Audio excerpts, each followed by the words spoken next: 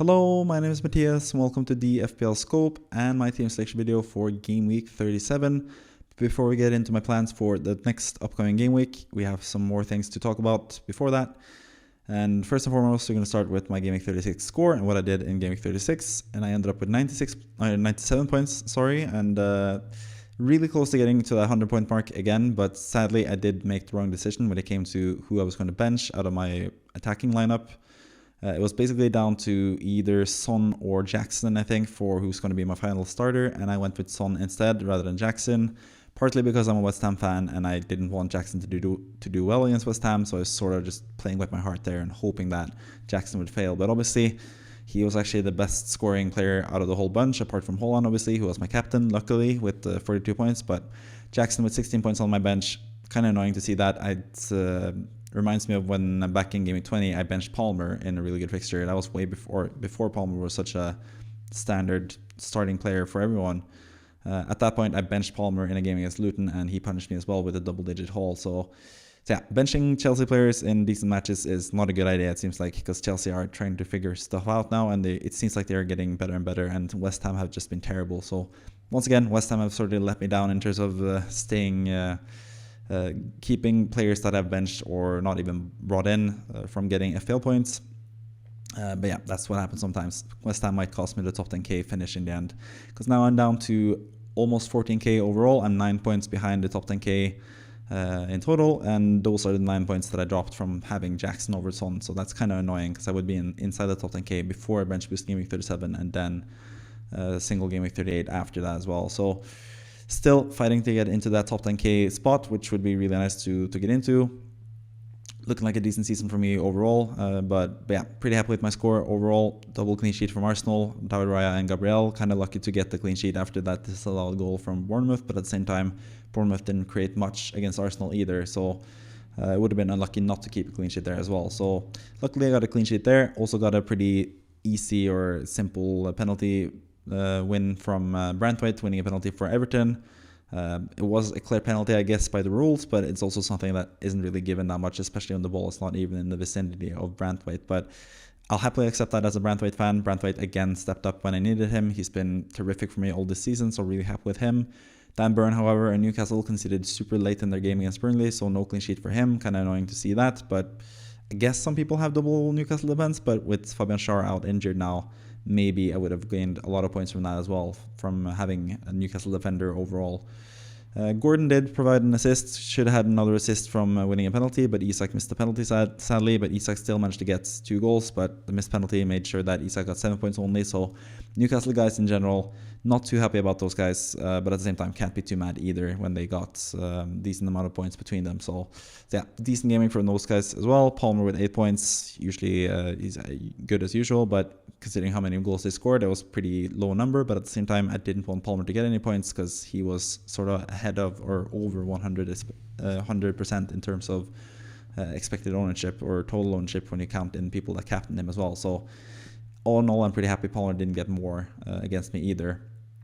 Also, just to finish off with Chelsea, I also had Petrovic on my bench. So again, I have Raya starting, getting a clean sheet, getting some nice points, but just my bench goalkeeper still being really good for me. So David Raya in has sort of been a fluke of a transfer, because my backup goalkeeper has always managed to get decent points pretty much, apart from the double game week where I actually got 10 or 16 points, I think, in the end, which was better than most goalkeepers that I could have had that game week. So yeah.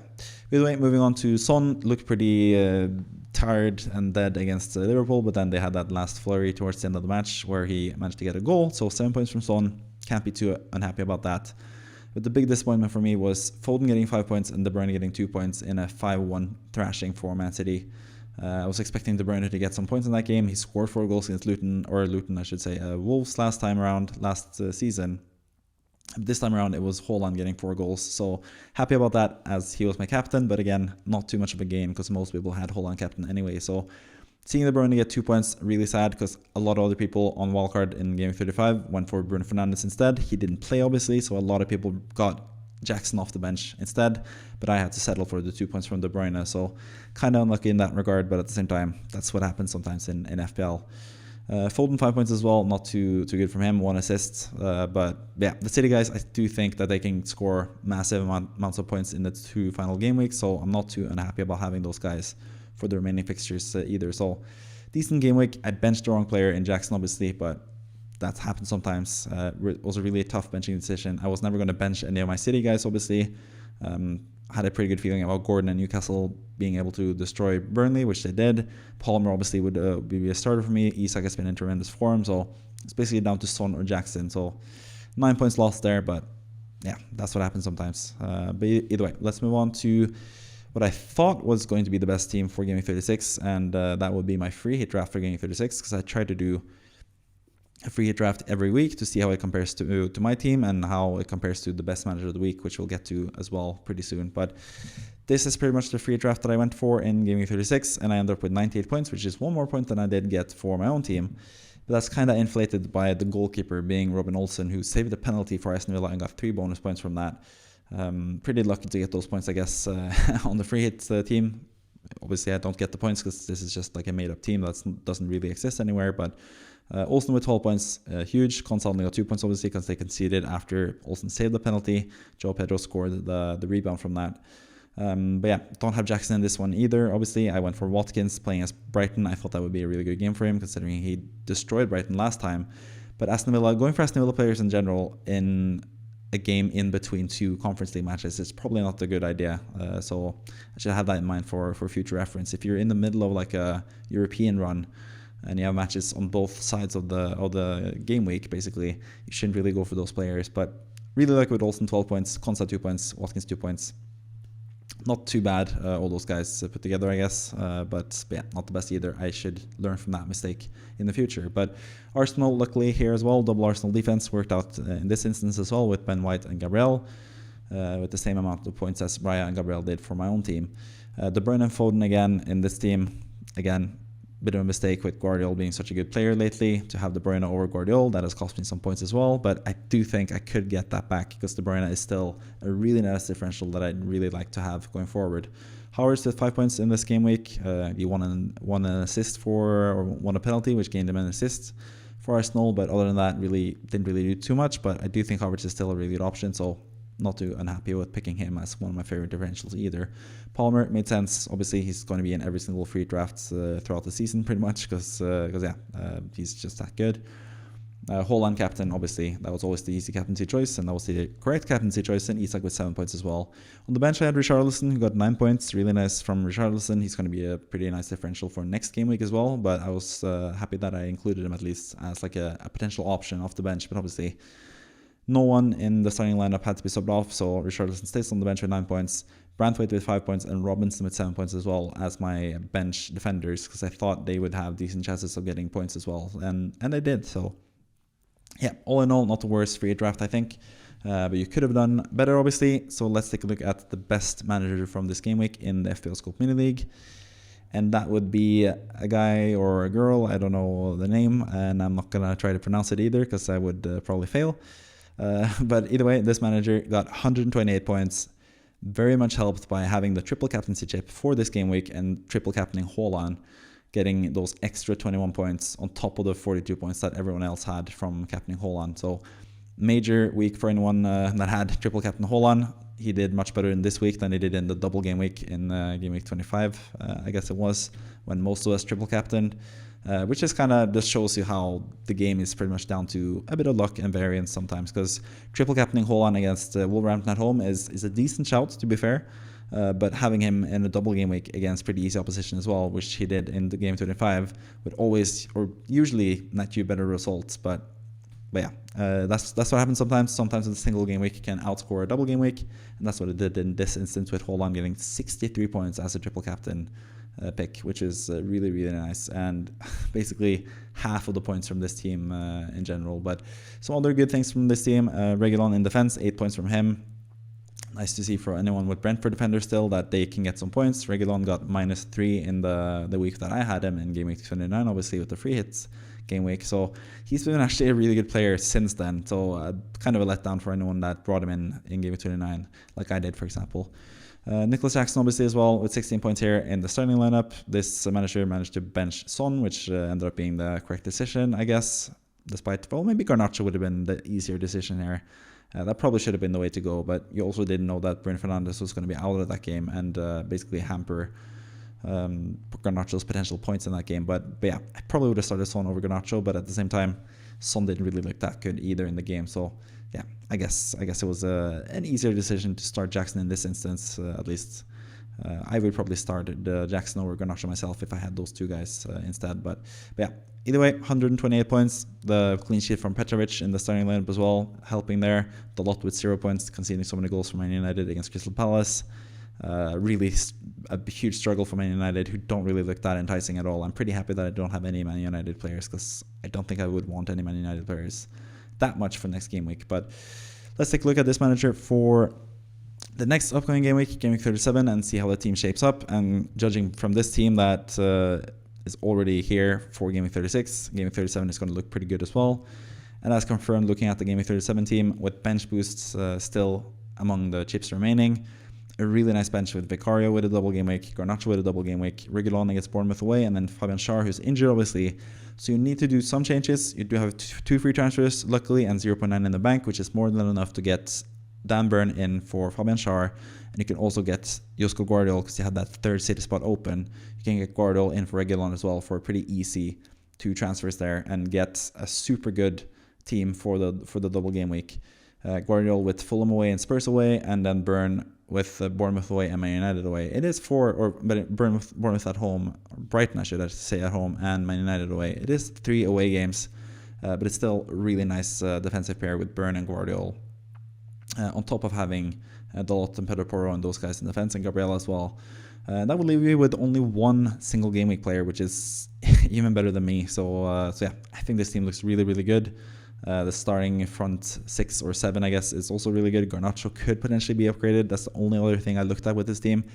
Is it possible to get someone like Richarlison in for Garnacho? But that is not really that possible, because this team has Vicario, Son, and Pedro Porro using up all the 3 Spurs spots. So doing something like that is sort of out of the question. Getting De Bruyne or Richarlison, who would be nice differentials, is out of the question. So getting Burn and Guardiola, the most favored defenders for this game week, apart from Pedro Porro potentially, seems like a really good idea in my view, with the bench boost as well. So I think this team is looking really, really nice for this upcoming game week. And yeah, we can just compare it to the free hit draft that I have for game week 37 as well.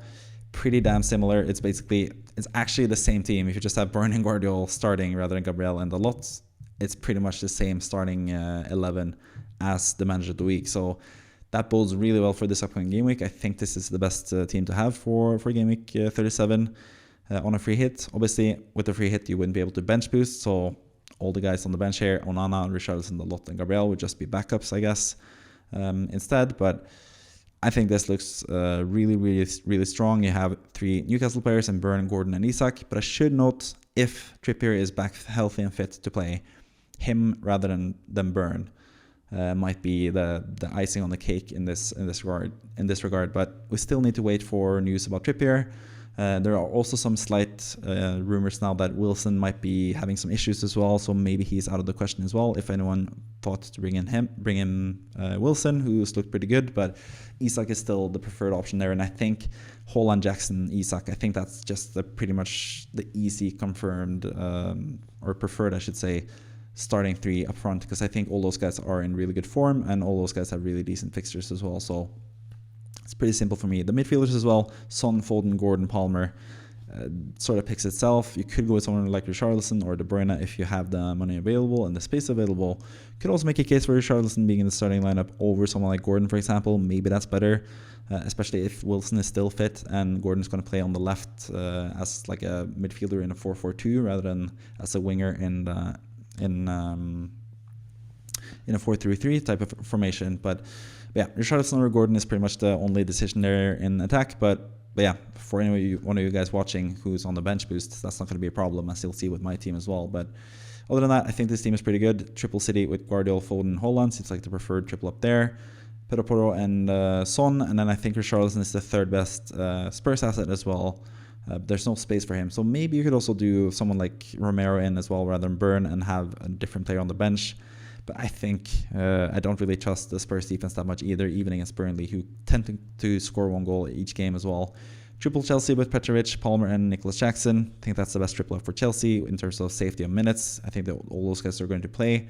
Like I said in the previous video for my weekly wildcard draft, I think Nicholas Jackson is going to play, even if Nkunku's back. I think Nkunku's going to play behind Jackson, and they're just going to link up, which will be a huge benefit for Jackson as well, I think. So I think Jackson is a sneaky good pick for this game week, potentially even a sneaky differential captaincy choice. But I think the best captaincy choice is obviously Haaland, who's in terrific form, scoring 4 goals against Wolves. He still wants to score more goals and win that golden boot, secure that title up, basically. But you also have Isak chasing him, you have Palmer chasing him.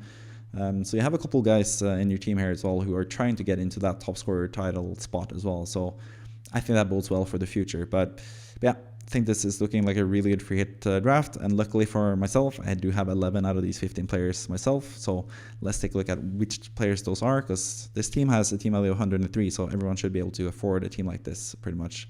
Also like Richarlison as a differential guy in midfield, and Guardiola as a differential guy in defense. But let's move on to my team and my plans for Game Week 37 myself.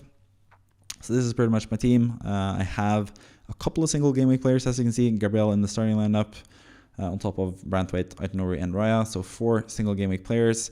Not ideal, I guess, on the bench boost, but at the same time, I don't think there are that many good defenders that you need pretty much for the double game week either. I don't think there are that many good defenders in general. Guardiola obviously is the one standout, but I do already have Triple City with De Bruyne, Haaland, Foden. I'm not going to go away from that either. I mean, I could potentially do 2 transfers and do De Bruyne to Richarlison, for example, and do Aït-Nouri to Guardiola. I could do that, I guess, but I'm just gonna stick to my guns with De Bruyne and hope that he performs well this game week. He also has a really nice game week in Game Week 38 as well, most likely for Spurs or for Man City against West Ham. So just gonna stick it out. But maybe I haven't listed it, or yeah, I could list it, but maybe I would go with Richarlison for De Bruyne and Guardiola in for Aït-Nouri instead, rather than going with Romero, which is my other option. Going for Aït-Nouri to Romero. Aït-Nouri, decent player, having a decent fixture, I guess, against Crystal Palace at home. But at the same time, Crystal Palace, if you looked them play against Man United, they're looking really, really good now with Olise and Eze back fit, and Mateta being one of the best strikers in the world, it seems like. And at the same time, Aït-Nouri hasn't been quite as impressive the last few game weeks as it was the game weeks prior to that. So yeah, I feel like selling him when he has a really tough match in Game Week 38 as well. I think that makes sense for Romero, who has Burnley at home in this game week, also Man City at home in this game week as well, obviously, and then in Game Week 38 he has Sheffield United away as well. So I think double up on Spurs defense, even though it's been pretty terrible this season, I think that has a decent chance of going pretty well. Romero as well has 5 goals this season, so he has some goal threat on top of that. So I think he's a pretty nice differential guy as well. So yeah, I could go with Romero and De Bruyne over someone who has gone for Guardiola and Richarlison, and that could pay off. But at the same time, maybe it's better to go the other way. So I have a couple decisions there to make, I guess, in terms of potential transfers. But all in all, I think my team is looking pretty good, pretty good. But yeah, Branthwaite at home to Sheffield United is the other guy that I haven't really talked about so far this video. I think that has a decent chance of getting points. Branthwaite has always been good for me, especially on the bench. He's had a lot of points on my bench this season, which hasn't helped me basically. But now I'm going to place him on the bench for basically just for karma, I guess, for what he has done so far for me on the bench. But this time I'll actually use the bench boost and get his points, which will be really nice. Also really excited about the front 8, basically, with De Bruyne on top of having Son, Foden, Gordon, Palmer, Haaland, Isak, and Nicholas Jackson. I think that's going to be pretty much the optimal starting 8 up front in terms of midfielders and forwards. But obviously, De Bruyne out to make room for a City defender is also something that you could potentially do here, with Richarlison being a really nice option in midfield as well. So yeah, that's pretty much the team. Raya and Gabriel, I have to put faith in them to keep clean sheets, I guess, for this game week. Probably after I do the Aït-Nouri to Romero thing, I would probably start Romero and bench Gabriel, because I think even on the bench boost, even though it doesn't really matter who's on the bench and who's not on the bench, I think you should bench the actual players that you would have benched if you didn't have the bench boost, to get a proper representation of what you're going to get from the bench boosts, instead of just benching the likes of Isak and Palmer and those guys to have like a high scoring bench boost, because it's not really real. It's fake if you have benched players that you wouldn't have benched normally, I guess. So that's my plea to you guys at the end of this video. Just bench the bench. That's a lot of use of the word bench, but put the players that you wouldn't have started on the bench, even though you're playing the bench boost, just to get a proper bench boost score rather than the fake inflated ones that you would get from having guys that you would never have benched on your bench. So with that in mind, thank you for watching the video. Pretty quick one this time around. Like, it is actually a pretty massive game week in terms of having a double game week, but at the same time, that makes the plans and the teams pretty similar. There's a lot of similar stuff to go around here, because there is quite a clear distinction between the double game week players and the single game week players in terms of who's the best. I don't really think there are that many good single game week players to target either this game week, because I think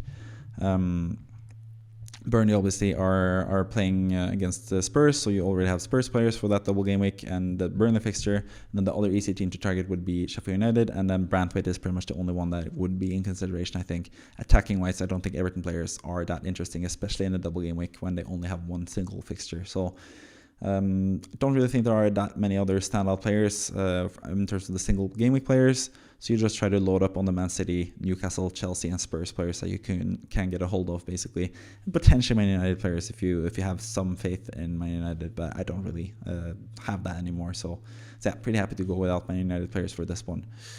And that's pretty much it for the video. Thank you for watching. I'll talk to you next week for the final week of the FPL season. I'll also have some end of season content as well after the season has ended. Hopefully I'll end in the top 10k, because I did say previously that if I don't get into the top 10k, or if I don't get 10,000 subscribers before the start of next season, I'm not going to play next season. So that is my plea to you guys. If you haven't subscribed already, if I'm not going to finish out inside the top 10k, I need the 10,000 subscribers before the start of the next season to continue doing this, I guess. So that's a threat, I guess, or just a plea to you guys to subscribe, because I would really like to grow this channel and have something to work with for next season as well. So thank you for watching. As always, see you next time. Bye bye.